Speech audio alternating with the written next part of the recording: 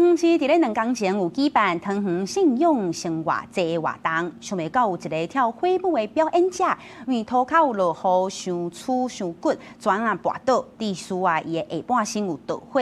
針對這件代誌，桃園的文化局指出，舞者在第一時間已經送到病院，經過評估，即馬人無啥要緊。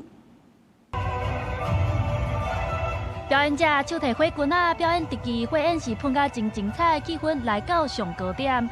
過來，就有一位女表演者摕着塑膠桿啊，佇塗骹倒一連，準備點火，營造效果。無想到講後一秒，規人過去同一個時間，手頭的火棍啊，卡着一體。這位女表演者轉力坐，後壁的棍向着火。演員已經第一時間呢，依照我們的訓練流程，就是回到了後台。然後隨即進行了降溫，還有後續的處置。這個事件就發生在4月初4，桃園市主辦的2006年桃園信用生活節發生意外了後，女表演者連伊把辛苦的表演衫脫掉，也隨送去病院。未來在各式各樣的演出，我們希望主辦單位都能夠詳加的評估演出的環境跟條件並且在現場能夠。